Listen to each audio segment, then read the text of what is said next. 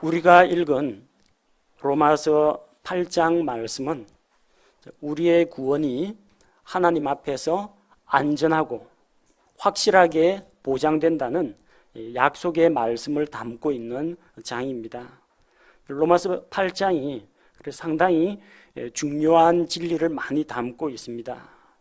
예수 그리스도의 대신 속죄, 또 그를 믿는 믿음으로 받는 구원, 하나님께서 믿는 자들을 의롭다 하시는 것과 성령께서 믿는 자들과 함께 계신다는 것, 우리가 하나님의 가정에 양자로 입양되었다는 사실, 예수님과 성령님께서 우리를 위해서 중보 기도하고 계시다는 것, 하나님의 사랑이 우리를 붙잡고 계시고 아무도 그 사랑에서 우리를 떼어놓을 수 없다는 놀라운 진리를 담고 있습니다. 그 중에서도 우리에게 가장 큰 위로가 되는 말씀은 로마서 8장 29절에 나오는 말씀과 같이 하나님께서 우리를 예정하셨다는 말씀입니다. 그리스도인들을 향한 하나님의 예정 때문에 우리의 마지막 목적지, 예정의 목표가 정해져 있다는 것이 크게 위로가 됩니다. 오늘날 많은 사람들이 예정이라고 하면은 잘못된 생각을 갖고 있습니다. 마치 운명론자처럼 내가 몇 년 몇 월 며칠 길 가다가 몇 번째 계단에서 넘어져서 무릎을 다친다, 이게 창세전에 예정되어 있다, 그렇게 생각하는 사람이 있습니다. 내가 몇 살 때 어떤 배우자를 만나서 결혼할 것인지 미리 삼신할머니가 짝지어 주는 것처럼 하나님께서 다 정해놓으셨다, 이렇게 모든 것을 숙명, 운명으로 받아들이는 사람이 있습니다. 하나님께서 가을바람에 떨어지는 이 낙엽의 낙하 궤도와 굴러가는 속도, 그리고 어디에서 멈추게 될 건지, 언제쯤 불에 탈 건지까지도 다 결정해 놓았다, 만물이 모두 다 엄격한 하나님의 통제하에서 움직인다, 그렇게 생각하는 사람들이 있습니다. 어떤 여학생이 만화책을 넘기다가 몇 번째 페이지에 있는 몇 번째 컷에서 웃음을 터뜨리게 될지도 하나님이 창세전에 예정해 놓으셨다, 이런 식으로 운명론, 모든 것이 운명이다, 정해진 것이다, 타고난 팔자다, 이렇게 생각하는 사람들이 들어 있습니다. 그러나 그런 예정은 성경에서 이야기하는 예정하고는 아무런 관련이 없습니다. 칼빈주의 신학에서는 하나님께서 창세전에 자기가 기뻐하는 소수의 몇몇 사람만 사전에 점 찍어 놓고 그 사람들만 구원하기로 예정하셨다, 나머지 사람들은 전부 다 지옥 형벌을 받도록 예정하셨다, 그런 식으로 사람의 운명을 두 갈래로 갈라놓습니다. 그러나 이것 역시 성경에서 말하는 예정하고는 아무런 관련이 없다는 것입니다. 그래서 오늘 로마서 8장 28절에서 30절 말씀을 통해서 하나님의 예정이 무엇인지에 대해서 살펴보도록 하겠습니다. 이 예정이 누구를 향한 예정인지, 이 예정의 내용이 무엇인지, 뭘 예정해 놓으신 건지, 그 예정의 마지막 결과가 무엇인지 오늘 본문 말씀을 통해서 한번 잘 생각해 보시기 바랍니다. 우리가 읽은 로마서 8장 28절은 일반 그리스도인들 사이에서 만병통치약으로 불리는 구절입니다. 우리가 알거니와 하나님을 사랑하는 자들, 곧 그분의 목적에 따라 부르심을 받은 자들에게는 모든 것이 합력하여 선을 이루느니라. 아무것도 모르고 밑도 끝도 없이 맨 마지막 글귀만 붙잡고 늘어집니다. 모든 것이 합력하여 선을 이루느니라. 그러다 보니까 대부분의 그리스도인들이 이 구절을 어떤 식으로 이해를 하느냐 하면, 하나님을 믿는 자들은 어떤 일을 만나든지 결국 마지막 결과는 다 잘 된다, 다 복받는다, 이런 결론을 내립니다. 마치 중국 고사에 나오는 그 세옹지마하고 비슷합니다. 인간만사 세옹지마 들어봤습니까? 사람이 살아가는 모든 일들은 새옹, 변방새 늙은이 옹입니다. 변방에 사는 어떤 늙은이가 키우던 말과 같다는 이야기입니다. 중국 변방 지역에서 말을 키우던 어떤 노인이 있었습니다. 근데 하루는 그 노인이 말을 잃어버렸습니다. 말이 집을 나가버렸어요. 동네 사람들이 아유 어르신 안 되셨습니다. 아까운 말을 한 필 잃으셨다니요. 그러자 그 노인이 뭐 그럴 수도 있지 하면서 대수롭지 않게 여깁니다. 혹시 압니까? 이렇게 나에게 닥친 이 불행이 나중에 복으로 바뀔지 누가 알겠소? 그랬습니다. 과연 며칠이 지나지 않아서 그 말이 들판에 나가서 야생마와 짝을 지어가지고 2마리의 말이 같이 돌아왔습니다. 잃어버린 줄 알았는데 양 2마리가 생겼어요. 말 2마리가 생겼습니다. 이 말 2필이 생기니까 동네 사람들이 전부 다 축하를 해줍니다. 할아버지 좋으시겠어요? 말 2마리가 생겼다면서요 하니까 할아버지가 영 인상이 좋지 않습니다. 또 혹시 누가 압니까? 이 말 2마리가 생긴 게 나한테 화근이 될지. 아니나 다를까 그 새로 들에서 온 그 야생말을 길들인다고 타다가 노인의 그 아들이 말에서 떨어졌습니다. 그 다리를 다쳐가지고 한쪽 다리를 쓰지 못하게 됐습니다. 절름발이가 된 거죠. 동네 사람들이 찾아와서 위로해 줬습니다. 아드님이 참 갑작스러운 사고를 당하셨다죠. 어떡합니까? 하니까 혹시 압니까? 이게 또 나에게 복이 될지도 모르지 않소. 그랬는데 변방 지역에 있다 보니까 이웃 나라에서 쳐들어왔습니다. 오랑캐들이 쳐들어와가지고 전쟁이 벌어진 겁니다. 그러자 그 가까운 마을에 있던 젊은 청장년들이 일제히 징병을 당했습니다. 하지만 한쪽 다리를 쓰지 못하는 이 노인의 아들은 징집을 당하지 않았습니다. 병력을 면제받고 화를 피했다는 이야기입니다. 결국은 우여곡절을 많이 겪고 좋은 일도 생기고 나쁜 일도 생겼지만 결국에는 해피엔딩, 결과가 잘 되지 않았느냐. 이 세옹지마 고사를 로마서 8장 28절에다가 접목시켜서 가르치는 사람들이 있습니다. 그러나 본문의 말씀은 모든 것이 다 잘 된다 그 이야기가 아닙니다. 어떤 사람은 전화위복이라는 말로 이걸 풀이를 합니다. 화가 변하면 복이 된다는 이야기. 뭐 그런 사례들은 많이 있습니다. 좋은 일도 나쁜 일도 있지만 마침내 모든 것이 잘 된다. 요셉은 형제들이 요셉을 미워하여 그를 종으로 팔았습니다. 그런 억울한 일을 겪었습니다. 종으로 팔려간 요셉은 이집트에서 열심히 성실하게 일했는데 자기 집안 여주인이 그에게 억울한 성추행범 누명을 씌워가지고 감옥에 갇혔습니다. 하지만 결과는 그는 이집트의 총리 대신이 되었습니다. 요업은 갑작스러운 고난을 겪었습니다. 아내가 떠났습니다. 10명의 자식들 한꺼번에 잃었고 재산도 다 날아갔습니다. 온몸에는 종기가 생겨서 악한 이 종기가 생겨서 몸의 질병 때문에 벽돌 조각으로 자기 몸을 긁어야 했습니다. 아무도 그를 위로해 주는 사람이 없었습니다. 그러나 자기의 순전한 믿음을 지켰습니다. 마침내 하나님께서 그에게 갑절의 복을 안겨주셨습니다. 사도 바울은 동족의 고소 고발 때문에 죄수로 몰려가지고 로마에 가서 재판을 받게 되었습니다. 죄수의 신분으로 로마로 갔지만 로마에서 그를 조사하던 관리들이 사건 내막을 조사하다가 바울을 통해서 하나님의 말씀을 듣고 카이사르의 집안 사람들에게까지 왕궁 수비대 안에까지 복음이 다 전파되었습니다. 로마에 있는 노예들, 상인들, 하층민들에게 복음이 전파되는 계기가 되었습니다. 이런 사례들을 들어가지고 성도들이 어려운 일을 만나면 괜찮아, 다 잘 될 거야. 이런 식으로 위로하고 넘어가려고 합니다. 그런데 로마서 8장 28절은 지금까지 예로된 이런 거하고는 아무런 관련이 없다는 이야기입니다. 성경이 뭘 말합니까? 그분의 목적에 따라서 부르심을 입은 자들에게 모든 것이 합력하여 선을 이룬다고 했습니다. 그분의 목적에 따라서입니다. 우리를 향하신 하나님의 목적이 뭡니까? 질병만 나도 잘 된다. 사고만 나도 잘 된다. 사업이 망해도 잘 된다. 결국 마지막에는 성공하는 거니까 아무 걱정하지 말라.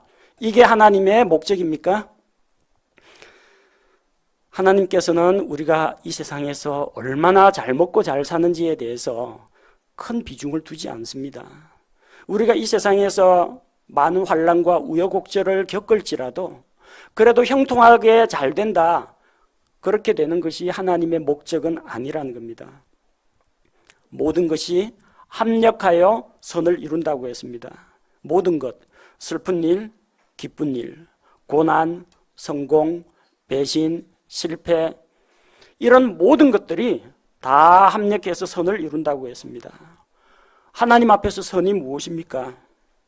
직장에서 출세하는 겁니까? 돈 많이 버는 겁니까? 자식들이 잘 되는 겁니까?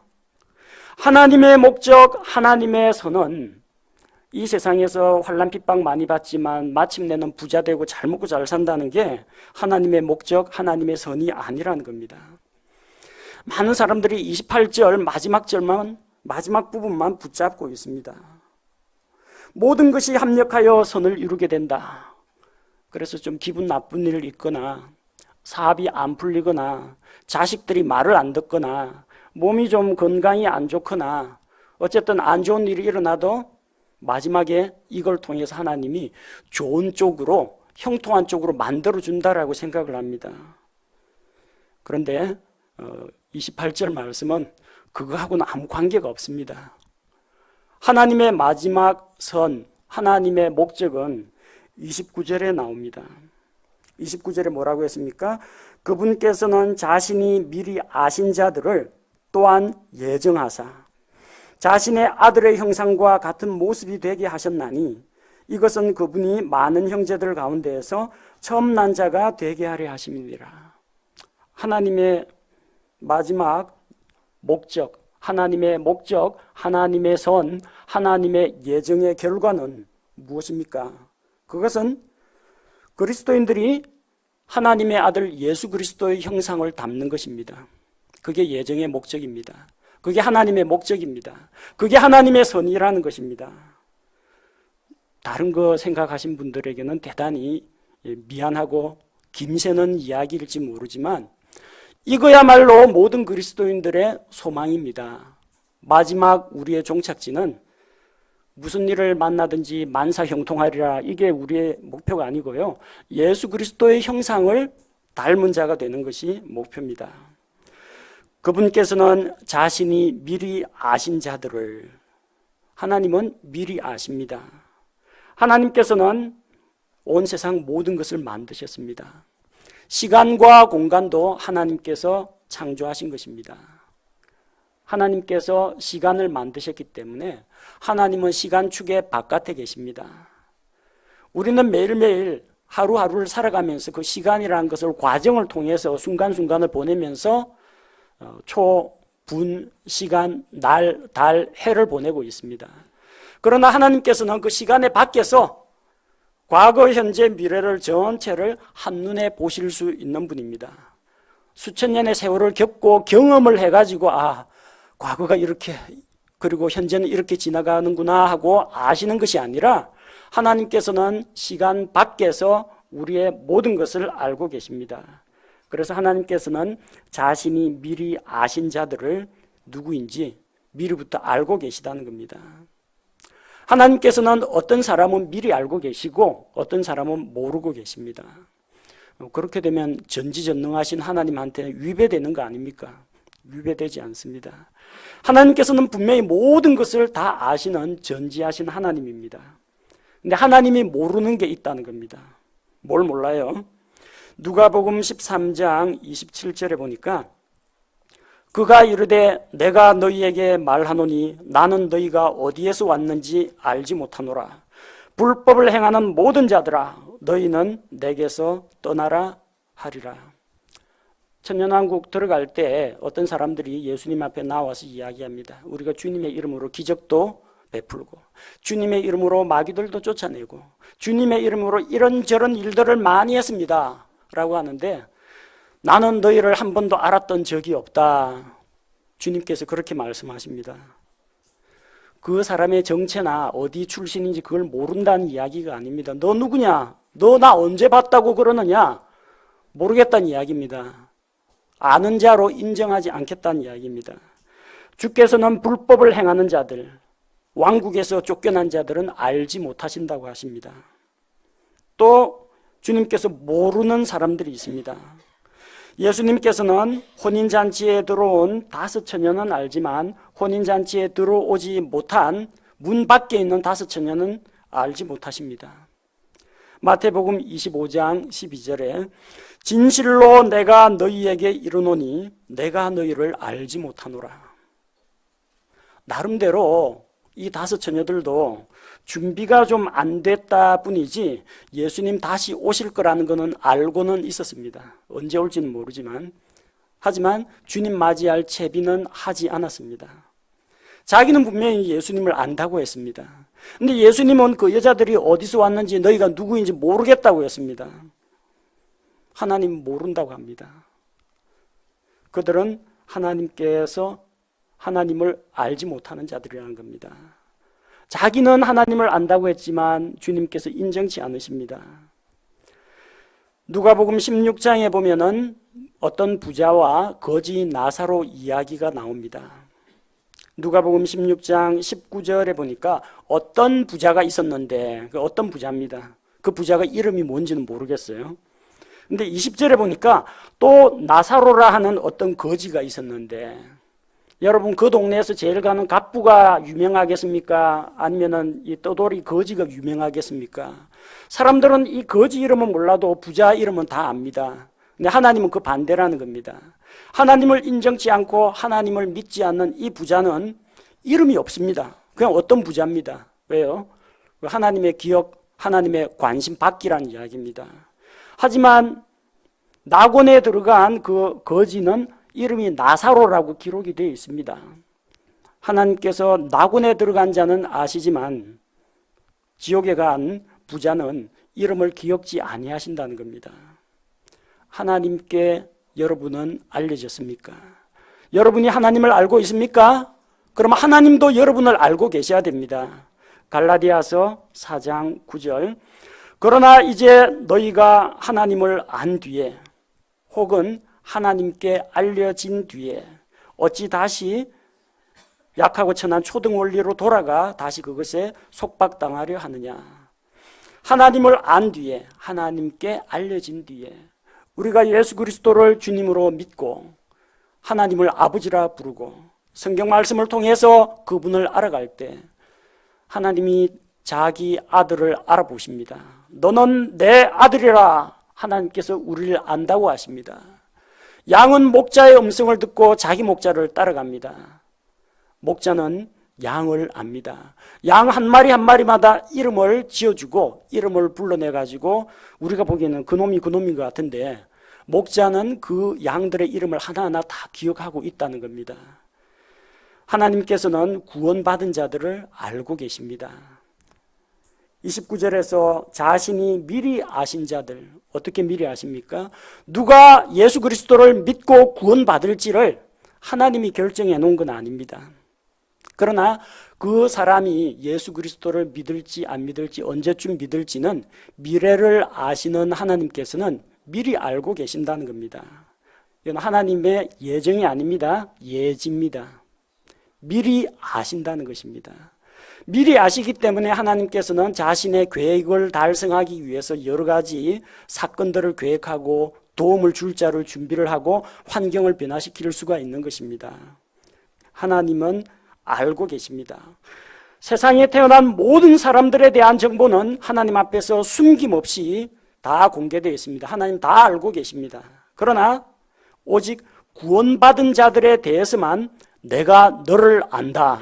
그렇게 인정하시는 것입니다. 따라서 하나님께서 미리 아신 자들을 대상으로 이 예정을 하신 것입니다.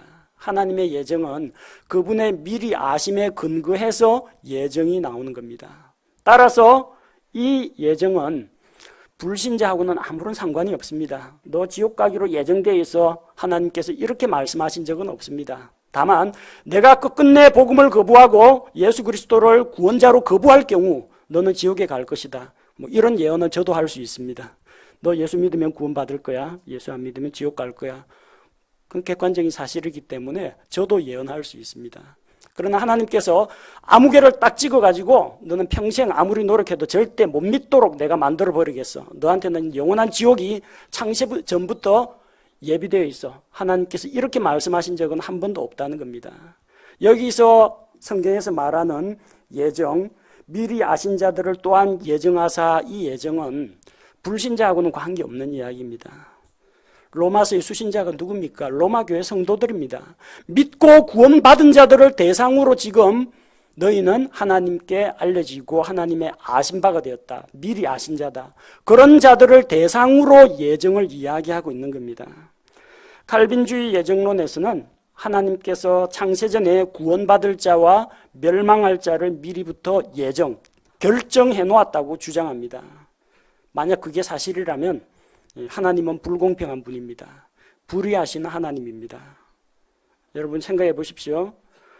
입사 지원서 내가지고 성적순으로 뽑는다고 분명히 하길래 열심히 자기소개서, 그다음에 근무계획서, 자기 이력서 준비해가 내고 면접도 하고 다 했는데 이 나중에 알고 보니까 저 위에 고위층에 의해 가지고 사전 합격자가 아무개 간부의 누구 아들, 아무개 뭐 누구 부장의 조카 다 정해져 있다고 하면은 이 얼마나 황당한 일이겠습니까?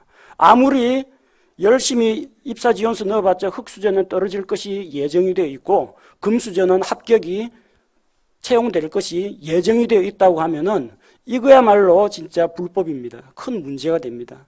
여러분, 하나님이 그런 부정 비리 저지를 것 같습니까? 하나님은 공의의 하나님입니다. 그런 식으로 누구는 지옥에 보내기로 예정하고 누구는 구원하기로 예정하는 그런 예정론은 잘못됐다는 겁니다. 만약 그게 사실이라면 하나님이 구원받을 자를 창세전에 미리 다 결정해 놨다면 사람들이 복음을 믿지 못하는 이유는 무엇 때문이겠습니까? 하나님이 예정 안 해놨기 때문에 그렇습니다. 하나님이 절대로 못 믿도록 만들어 놓았기 때문에 그렇습니다. 왜 사람들이 지옥에 갑니까? 물론 기본적인 이유는 죄인이기 때문에 갑니다. 근데 왜 죄로부터 회개하고 믿음을 갖지 못합니까?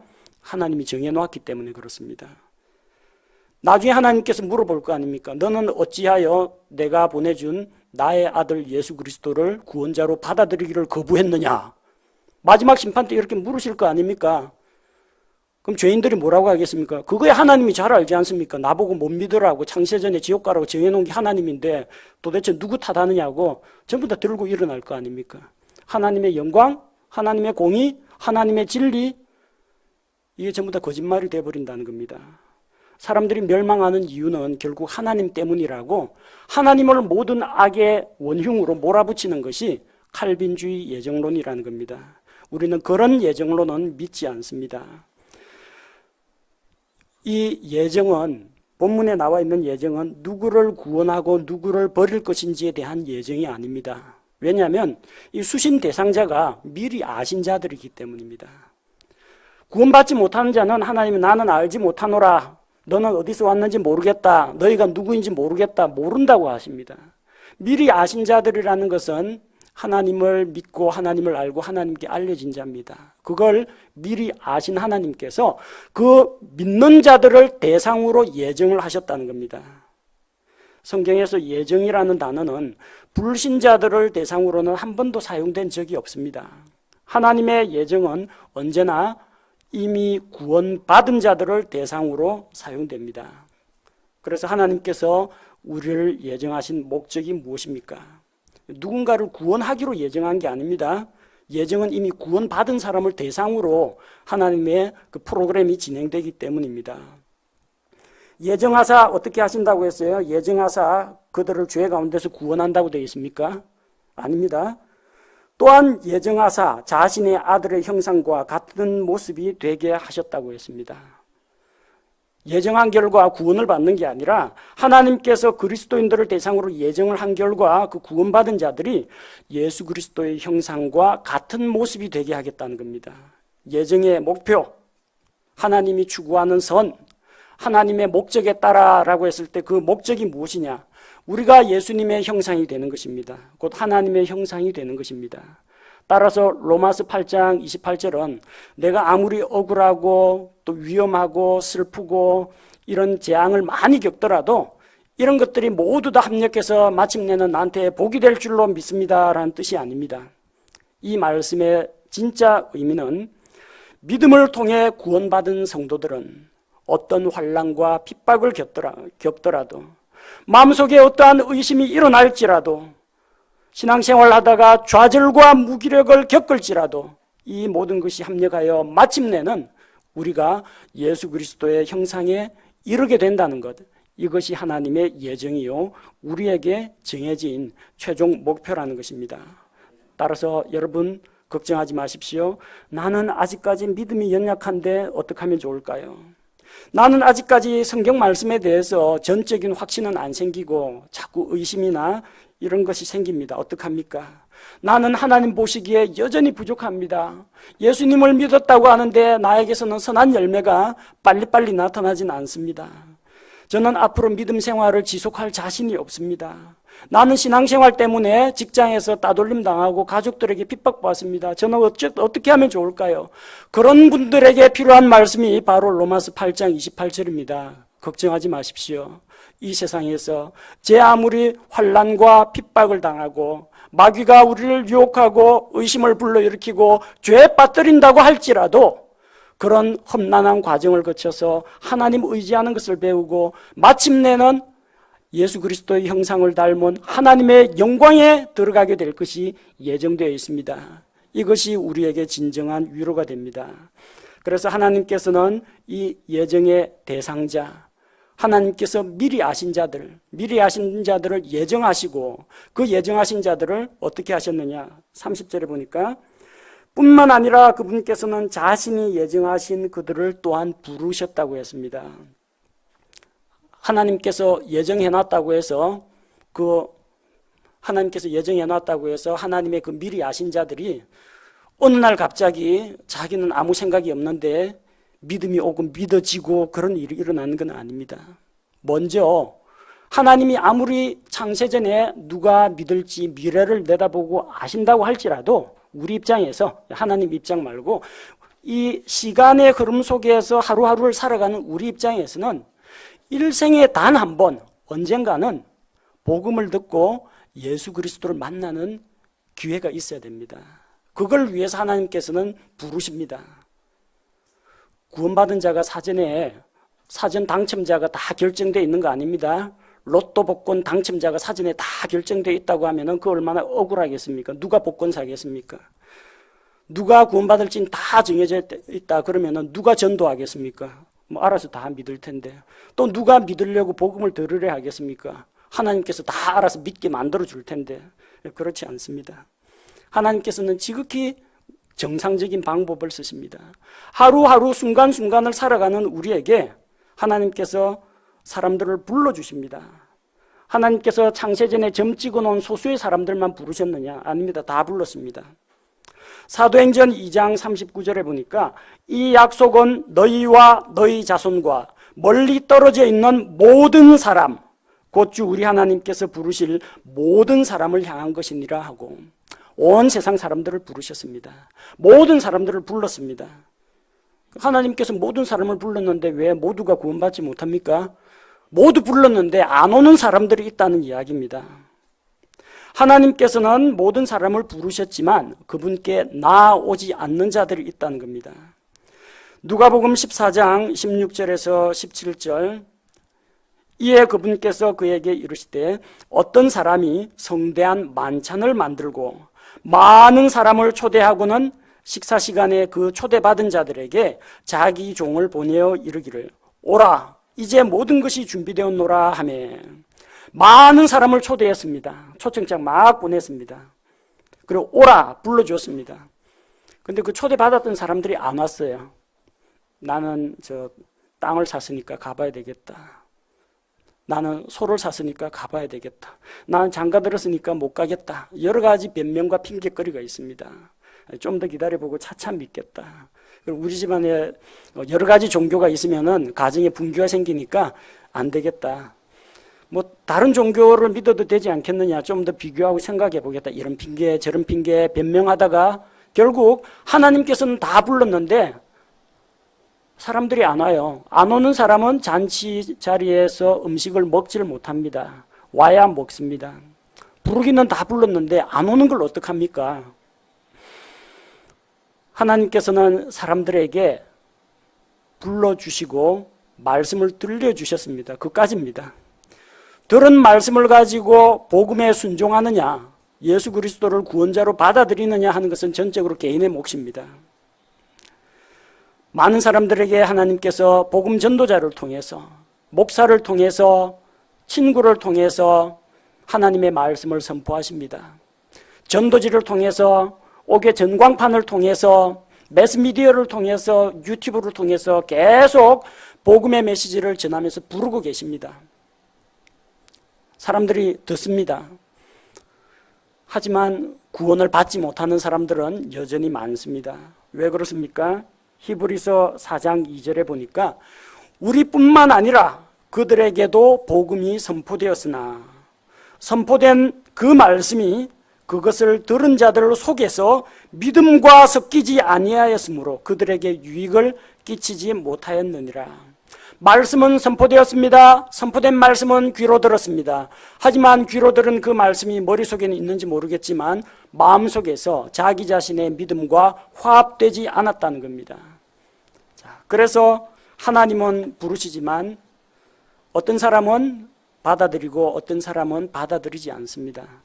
하나님께서는 바로 그 복음의 말씀을 받아들이고 믿는 자들을 미리 아신다는 이야기입니다.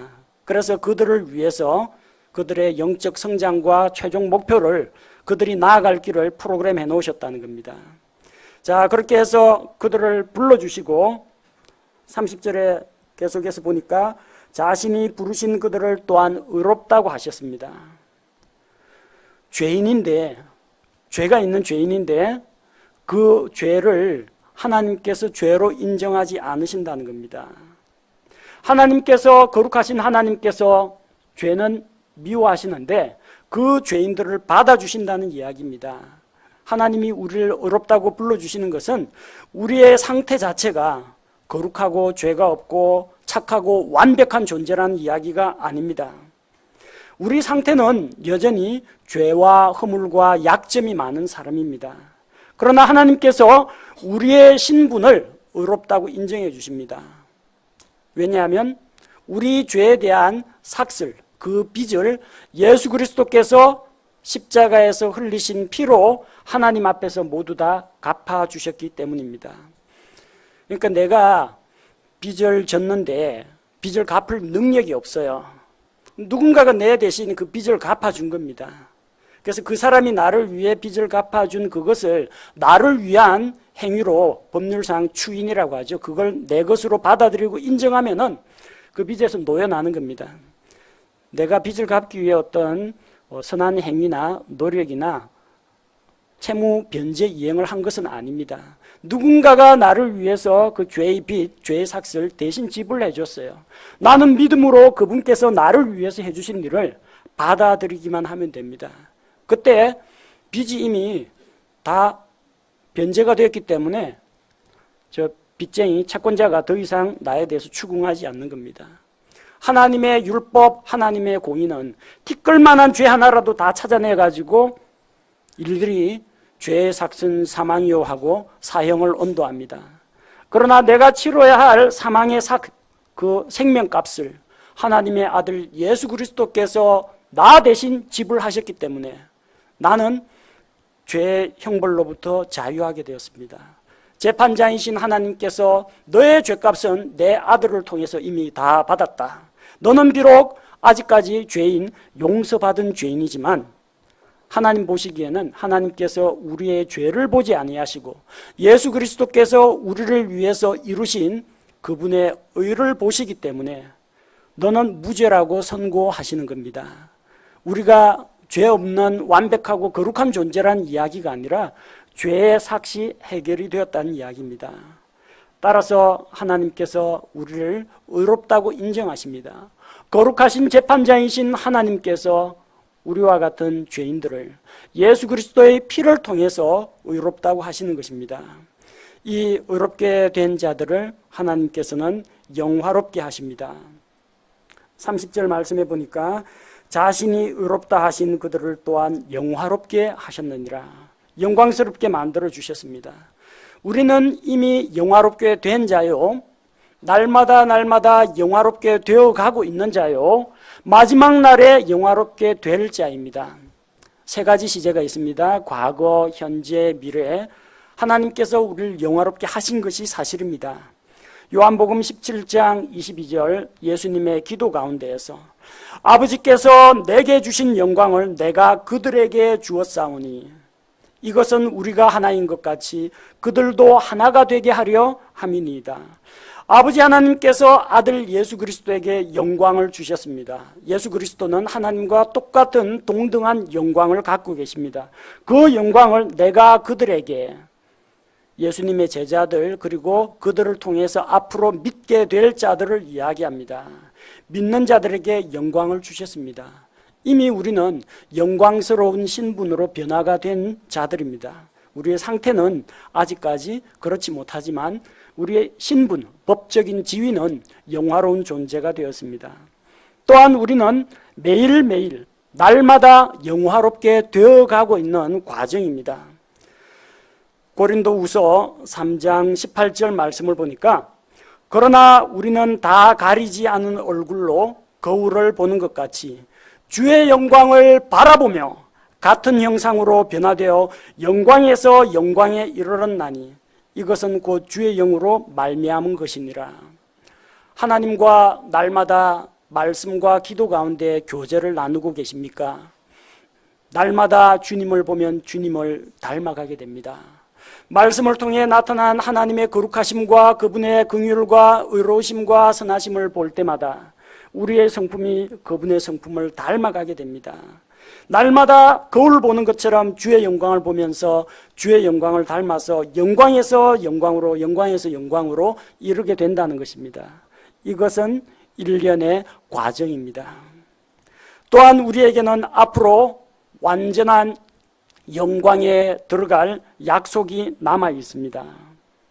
로마서 8장 18절을 보니까 내가 생각하건대 이 현 시대의 고난들은 앞으로 우리 안에 나타날 영광과 좋게 비교될 수 없도다. 분명히 영화롭게 하셨다고 했거든요. 날마다 영화롭게 되어 간다고 했는데 나타날 영광입니다. 그럼 아직까지 영광이 안 나타났다는 이야기죠. 미래에 얻게 될 영광이 기다리고 있습니다. 언제요? 골로새서 3장 4절 우리의 생명이신 그리스도께서 나타나실 때 그때 너희도 그분과 함께 영광 가운데 나타나리라. 언제 마지막 영광에 들어가게 됩니까? 예수 그리스도께서 이 세상에 다시 오시는 그날에 우리가 이미 영이 다시 태어났고 우리 혼이 구원을 받았는데 마지막 몸의 구속이 이루어진다는 겁니다. 지금은 죄에 길들여진 죄악된 본성에 쩔어 있는 이 육신을 가지고 있지만 그때는 그리스도 안에서 죽은 자들이 다시 부활합니다. 살아서 예수 그리스도의 재림을 공중 강림을 맞이하게 되는 자들은 몸이 변화가 됩니다. 거룩하고 영화로운 몸으로 변하게 되며 이제는 죄악된 본성까지도 없는 완전한 거룩함과 영광에 들어가게 된다는 겁니다. 우리 생명이신 그리스도께서 나타나실 때 우리가 바로 그 완전한 영광에 들어가게 됩니다. 그게 마지막 우리의 꼬린 지점입니다. 그렇게 됨으로써 성경에 예정된 것과 같이 자신의 아들의 형상과 같은 모습으로 변화가 됩니다. 우리가 마지막 누리게 될 영광은 예수 그리스도의 형상과 같게 되는 것입니다. 요한 1서 3장 2절 말씀에 사랑하는 자들아 이제 우리는 하나님의 아들들이니라. 우리가 앞으로 어떻게 될지는 아직 나타나지 아니하였을 때 그분께서 나타나시면 우리가 그분과 같게 될 줄 아노니 이는 우리가 그분을 그분께서 계신 그대로 볼 것이기 때문이라. 예수 그리스도께서 나타나시면 우리가 그분과 같게 된다고 했습니다. 그분의 영광에 들어가게 된다고 했습니다. 그분의 거룩함에 참여하게 됩니다. 하나님의 신성에 참여하는 자가 된다는 것입니다. 우리는 30절 말씀과 같이 영화롭게 된 자입니다. 영화롭게 되어가고 있는 자입니다. 하나님의 영광에 들어갈 자입니다. 예수 그리스도 나타나실 때 그 아들의 형상과 같게 될 것이기 때문입니다. 사랑하는 성도 여러분, 이 말씀이 하나님께서 우리 구원받은 그리스도인들을 예정해 놓으셨다는, 구원받을지 말지를 예정해 놓은 것이 아니라 구원받은 그리스도인들에게는 그리스도의 형상으로 변화될 것이 예정이 되어 있다는 것이 우리에게 얼마나 큰 위로를 주는지 모릅니다. 하나님의 예정은 누구는 구원하고 누구는 지옥에 던져버리는 것이 하나님의 예정이 아닙니다. 하나님께서는 모든 사람이 구원을 받고 진리를 아는 데 이르기를 원하신다고 했습니다. 하나님을 믿고 구원받은 자들의 최종적인 목표는 예수 그리스도의 형상을 닮은 자가 되는 것, 완전한 그분의 형상에 이르는 것입니다. 그것이 우리 신앙의 목표입니다. 비록 어떤 환난과 핍박을 겪을지라도, 사람들이 반대하고 조롱할지라도, 내 몸이 연약하고 이 세상에서 가진 고생을 다 한다고 할지라도 우리의 구원은 안전하게 보장되어 있습니다. 예수님의 형상을 닮아가는 그것은 누구도 부정할 수가 없습니다. 다만 사람들마다 과정이 좀 다를 수가 있습니다. 어떤 사람은 비교적 좀 평탄하게 묵묵히 그 신앙의 길을 가는 사람이 있고, 어떤 사람은 기복이 좀 심한 사람이 있습니다. 영적으로 성장했다가 침체기를 겪었다가 조금 분위기가 뜨니까 영적으로 막 활력이 넘쳤다가 갑자기 슬럼프에 빠졌다가 굴곡이 많습니다. 그래도 가는 건 마찬가지입니다. 어떤 사람은 하나님께서 말씀을 보여주시면 보여주시는 대로 척척 받아먹고 성장하고 쭉쭉쭉쭉 믿음이 자라갑니다. 어떤 사람은 보여줬는데도 성경은 그래 돼 있지만 제가 그거는 못하겠습니다.